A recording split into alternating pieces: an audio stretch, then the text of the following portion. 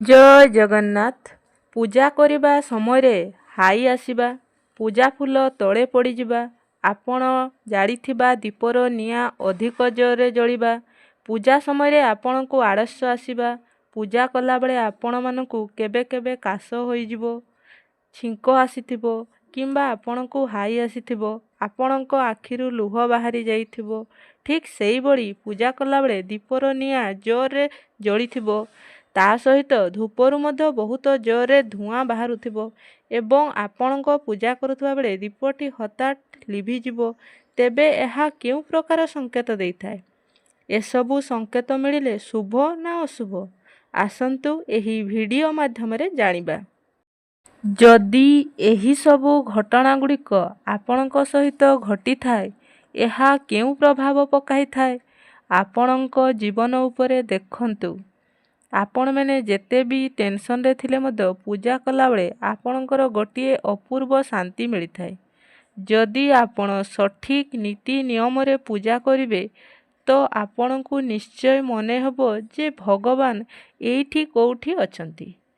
ତେବେ ଆମେ ଆମ ମନର ଅଶାନ୍ତିକୁ ଦୂର କରିବା ପାଇଁ ପୂଜା କରନ୍ତି, ଧ୍ୟାନ କରନ୍ତି, ମନକୁ ଏକାଗ୍ର କରିବାକୁ ଚେଷ୍ଟା କରନ୍ତି।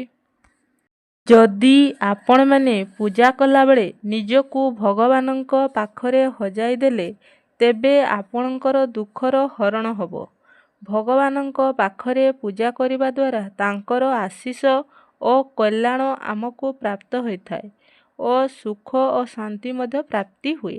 ଯେତେବେଳେ ବି ଆପଣମାନେ ପୂଜା କରନ୍ତି, ସତ୍ ମନରେ ଠିକ୍ ଢଙ୍ଗରେ ଯଦି ଆପଣମାନେ ପୂଜା କରନ୍ତି, ତାହେଲେ ଭଗବାନ ଆପଣଙ୍କୁ ନିହାତି କିଛି ନା କିଛି ସଂକେତ ଦେବେ।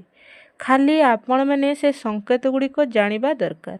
ତେବେ ଆପଣମାନେ ଯଦି ଭଗବାନଙ୍କୁ ଶୁଦ୍ଧ ମନରେ ପୂଜା କରୁଛନ୍ତି, ତେବେ ଆପଣଙ୍କ ଶରୀର ଓ ମନ ପବିତ୍ର ହୋଇଯିବ। ଯେତେବେଳେ ଆପଣ ପୂଜା କରୁଥିବେ, ଆପଣଙ୍କ ମନ ଏକାଗ୍ରର ଥିବ, ଭଗବାନଙ୍କ ଲୀଳାରେ ମୋହିତ ହୋଇଯାଇଥିବ। ଆପଣମାନେ ଆପଣଙ୍କର ଦୁଃଖ ଭଗବାନଙ୍କ ପାଖରେ ଜଣାନ୍ତୁ କିମ୍ବା ନ ଜଣାଇଲେ ମଧ୍ୟ ଭଗବାନ ସବୁ ଜାଣିପାରନ୍ତି।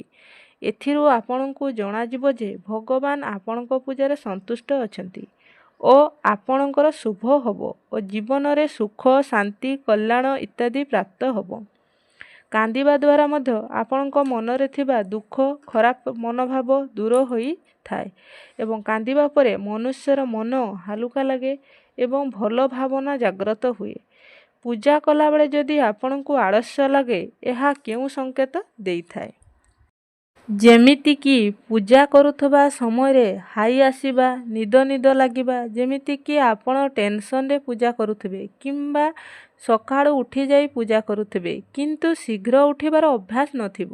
ଏଭଳି ହୋଇକି ତରବର ହୋଇକି ପୂଜା କଲାବେଳେ ପୂଜା ସଫଳ ହୁଏ ନାହିଁ। ଠିକ୍ ଭାବରେ ଯଦି ଆପଣ ପୂଜା କରିବେ, ଏହା କିଛି ସମୟ ନେବ, ତେଣୁ ସେହି ସମୟରେ ହାଇ ଆସିଥାଏ ବା ଆପଣଙ୍କୁ ଅଳସୁଆ ଲାଗିଥାଏ, ନିଦୁଆ ନିଦୁଆ ଲାଗିଥାଏ। ଲୁହ ଆସିବା ଆମ ମନର ନକାରାତ୍ମକ ପ୍ରଭାବରୁ ଆସିଥାଏ ବା ଆମ ଦୈନନ୍ଦିନ ଜୀବନରେ ଘଟୁଥିବା ଘଟଣାରୁ ଆସିଥାଏ। ଆପଣଙ୍କ ପାଖରେ ଥିବା ନକାରାତ୍ମକ ଶକ୍ତି ଆପଣଙ୍କୁ ଶୁଦ୍ଧି ହେବାକୁ ଦିଅନ୍ତି ନାହିଁ, ତେଣୁ ଅଳସୁଆ ଲାଗେ। ପୂଜା କରିବା ସମୟରେ ଛିଙ୍କ ଆସିଲେ ତୁରନ୍ତ ଆପଣ ଗୋଡ଼ ହାତ ଧୋଇ ଶୁଦ୍ଧି ହୋଇ ପୂଜା କରନ୍ତୁ। ଛିଙ୍କ ଆସିବା ହେଉଛି ଆଳସ୍ୟପଣର ଗୁଣ। ଆଳସ୍ୟରେ ପୂଜା କଲେ ହାଇ, ଛିଙ୍କ, ଅଳସୁଆ ଲାଗିବା ସ୍ୱାଭାବିକ। ତେଣୁ ପୂଜା କଲାବେଳେ ଶୁଦ୍ଧ ମନରେ ପୂଜା କରନ୍ତୁ। ବେଳେବେଳେ ପୂଜା କଲାବେଳେ ଠାକୁରଙ୍କ ମଥାରୁ ଫୁଲ ଖସି ପଡ଼େ। ବେଳେବେଳେ ଆମେ ଭଗବାନଙ୍କୁ କିଛି ମାଗିଥାଉ ବା ଏହି ଜିନିଷଟି ଆମର ପୂରଣ ହେଉ ବୋଲି କହିଥାଉ। ଯଦି ପୂଜା ଫୁଲ ଠାକୁରଙ୍କ ମଥାରୁ ଖସୁଛି, ତେବେ ଜାଣନ୍ତୁ ଠାକୁର ଆପଣଙ୍କ ଇଚ୍ଛାକୁ ଦିନେ ନା ଦିନେ ନିଶ୍ଚୟ ପୂରଣ କରିବେ।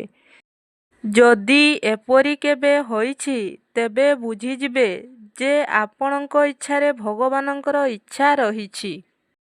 ଆମେ ଯେତେବେଳେ ଦୀପଟି ଜଳାଉଛନ୍ତି, ଦୀପଟି ଜଳେ ନାହିଁ, ସାଙ୍ଗେ ସାଙ୍ଗେ ଲିଭି ଯାଇଥାଏ ଅଥବା ଜଳାଇ ସାରିବାର କିଛି ସମୟ ପରେ ଲିଭି ଯାଇଥାଏ ଅବା ଜଳାଇ ସାରିଲା ପରେ ଦୀପଟି ବହୁତ ଜୋରରେ ଜଳି ଉଠିଥାଏ। ଏପରି ଘଟିବା କିନ୍ତୁ ବିଲକୁଲ ବି ଶୁଭ ହୋଇନଥାଏ। ଏହା ଅଶୁଭର ସଂକେତ। ଯଦି ହଠାତ୍ ଦୀପଟି ଲିଭିଯାଏ, ଯଦି ଆପଣ ଜାଣିବେ ଯେ ଯେଉଁ କାର୍ଯ୍ୟଟି ପାଇଁ ଦୀପଟି ଜାଳିଥିଲେ ସେଥିରେ ବାଧା ସୃଷ୍ଟି ରହିଛି, ଆଳତି ସମୟରେ ଯଦି ଦୀପଟି ଲିଭିଯାଏ ତେବେ ଆଉ ଥରେ ଭଗବାନଙ୍କ ପାଖରେ କ୍ଷମା ପ୍ରାର୍ଥନା କରି ଦୀପଟି ଲଗାନ୍ତୁ। ଅପରପକ୍ଷରେ ଭଗବାନଙ୍କୁ ପୂଜା କଲାବେଳେ ଯଦି ଦୀପଟି ଅଧିକ ଉପରକୁ ଉଠି ଜଳୁଥାଏ, ଏହା ତାତ୍ପର୍ଯ୍ୟ ଏହା କି ଆପଣଙ୍କ ପ୍ରାର୍ଥନା ଭଗବାନଙ୍କ ପାଖରେ ପହଞ୍ଚିଛି। ସେହିପରି ଧୂପ ଦେବା ସମୟରେ ଧୂପର ସୁବାସିତ ବାସ୍ନା ଠାକୁର ଆଡ଼କୁ ଯାଉଛି, ତେବେ ଆପଣ ଜାଣିବେ ଯେ ଭଗବାନ ଆପଣଙ୍କୁ ନିଶ୍ଚିତ ଭାବରେ ଆଶୀର୍ବାଦ କରୁଛନ୍ତି।